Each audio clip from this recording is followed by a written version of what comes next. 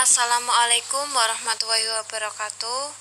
Kami dari kelompok 1 akan mempresentasikan hasil diskusi dari kelompok kami yang berjudul pengertian dan fungsi manajemen laboratorium, standar tenaga, dan struktur organisasi lab. Langsung saja yang pertama yaitu pengertian manajemen laboratorium. Manajemen sendiri adalah sebuah proses untuk mengatur sesuatu yang dilakukan oleh sekelompok orang atau organisasi untuk mencapai tujuan organisasi tersebut dengan cara bekerja sama memanfaatkan sumber daya yang dimiliki. Secara etimologi, kata manajemen diambil dari bahasa Prancis kuno yaitu manajemen yang artinya adalah seni dalam mengatur dan melaksanakan. Bisa disimpulkan bahwa manajemen laboratorium adalah usaha untuk mengelola laboratorium. Suatu laboratorium dapat dikelola dengan baik sangat ditentukan oleh beberapa faktor yang saling berkaitan satu dengan lainnya. Beberapa alat-alat laboratorium yang canggih dengan staf profesional yang terampil belum tentu dapat berfungsi dengan baik jika tidak didukung oleh manajemen laboratorium yang baik. Assalamualaikum warahmatullahi wabarakatuh. Perkenalkan, nama saya Ika Apriliasari, NIM 2318108. Di sini saya akan menyampaikan materi tentang fungsi manajemen laboratorium. Fungsi manajemen laboratorium ini dibagi menjadi 4, yaitu perencanaan, pelaksanaan, pengawasan, dan pengorganisasian. Dalam perencanaan, yaitu memikirkan dengan matang terlebih dahulu sasaran atau tindakan berdasarkan beberapa metode atau logika dan bukan berdasarkan perasaan. Dalam perencanaan laboratorium, memilih dan menghubungkan fakta serta menggunakan asumsi-asumsi mengenai masa yang akan datang. Di sini dalam perencanaan dibagi beberapa poin,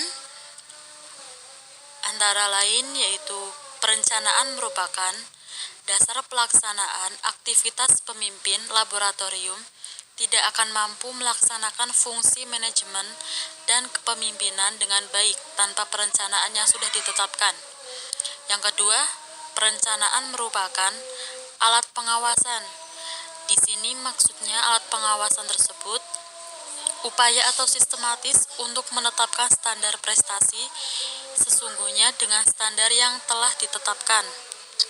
Yang ketiga, perencanaan proporsional. Perencanaan proporsional ini akan membawa efektivitas dan efisiensi dalam perencanaan.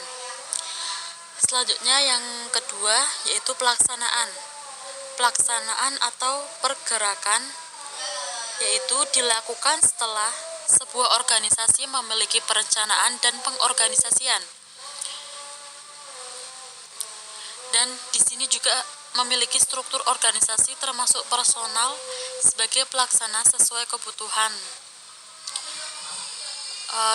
Di dalam pelaksanaan terdapat langkah-langkah, ada 3 langkah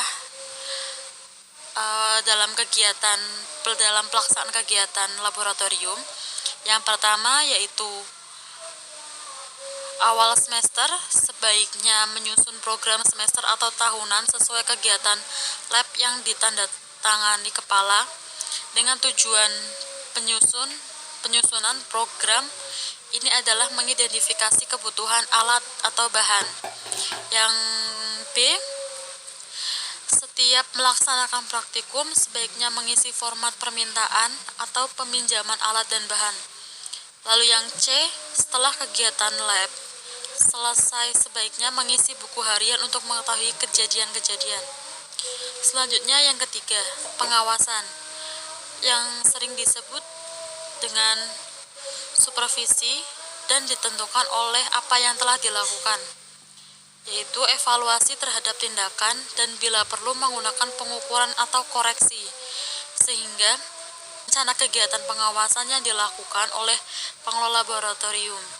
Antara lain, yang pertama, yang A, melakukan checklist day to day, yaitu selalu mengontrol kegiatan laboratorium setiap hari dan mengawali kegiatan praktikum.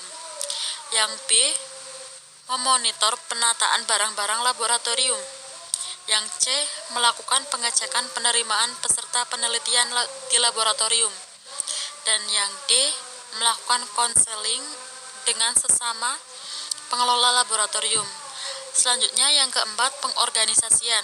Pengorganisasian di sini terdiri atas koordinator laboratorium, kepala laboratorium, dan teknisi laboratorium. Koordinator laboratorium membawahi para kepala laboratorium yang ada di sekolah. Sekian yang bisa saya sampaikan. Terima kasih. Selanjutnya untuk poin C, jenis laboratorium, dan poin D, standar laboratorium akan disampaikan oleh saya, Siti Munadia. Langsung saja ke poin C, yaitu ada jenis laboratorium. Jenis laboratorium itu dapat dikategorikan berdasarkan fungsinya, itu ada dua, lab pembelajaran dan lab penelitian. Lab pembelajaran lebih mengarah pada fungsi lab untuk terlaksananya kegiatan pembelajaran, sedangkan lab penelitian itu lebih mengarah pada fungsi lab untuk terlaksananya suatu kegiatan penelitian. Lab pembelajaran mempunyai ukuran yang lebih besar daripada lab penelitian. Untuk lab pembelajaran biasa disebut dengan lab sekolah yang didesain untuk proses belajar mengajar, praktikum, dan kegiatan lain yang mendukung proses pembelajaran. Selain itu, ditinjau dari bidang garapannya, maka lab pembelajaran dapat dibedakan atas beberapa jenis. Yang pertama ada lab IPA, lab biologi, lab kimia, lab perpustakaan, lab bahasa, dan lain sebagainya. Yang poin D ada standar laboratorium.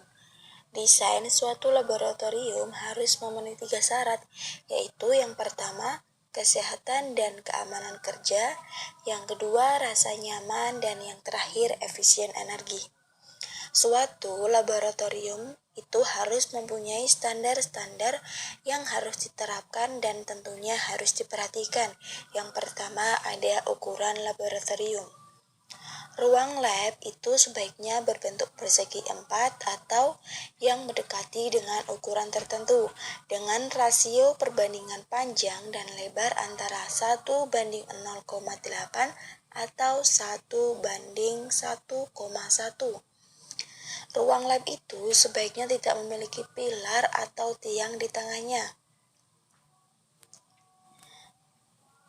Yang kedua itu ada bentuk dan lokasi laboratorium.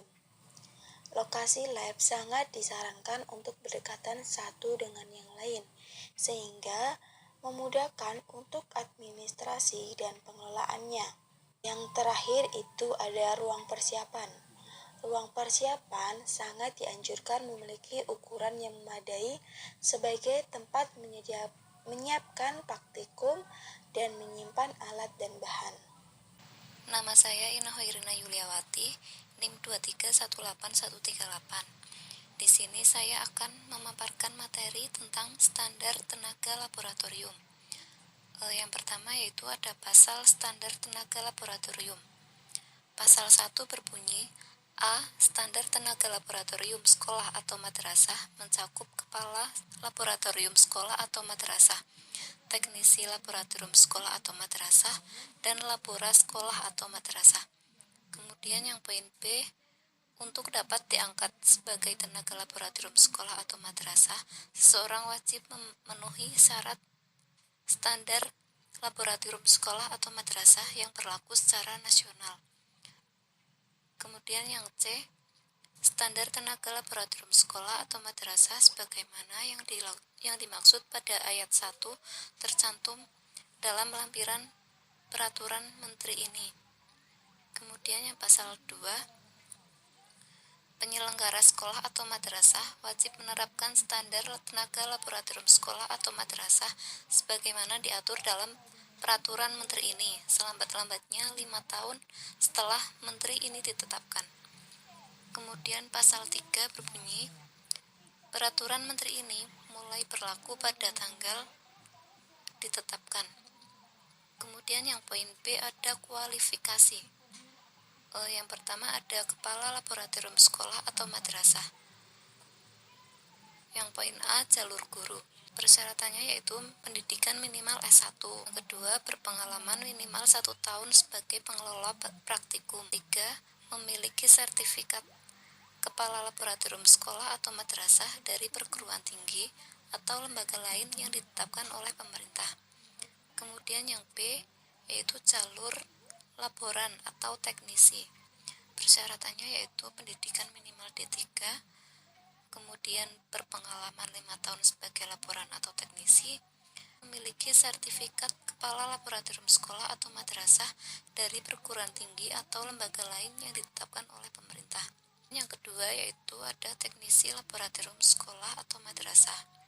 Persyaratannya minimal D2 yang relevan dengan peralatan laboratorium yang diselenggarakan oleh perguruan tinggi yang ditetapkan oleh pemerintah. Kemudian yang kedua, memiliki sertifikat teknisi laboratorium sekolah atau madrasah dari perguruan tinggi atau lembaga lain yang ditetapkan oleh pemerintah.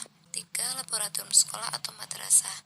Persyaratannya yaitu minimal lulusan program D1 yang relevan dengan jenis laboratorium yang diselenggarakan oleh perguruan tinggi yang ditetapkan oleh pemerintah. Yang kedua, memiliki sertifikat laboran sekolah atau madrasah dari perguruan tinggi yang ditetapkan oleh pemerintah. Sebelumnya, perkenalkan, nama saya Sifan Nur Atfiani dengan NIM 2318137. Selanjutnya yaitu ada kompetensi pengelola lab. Kompetensi sendiri yaitu dapat diartikan sebagai kemampuan atau keterampilan.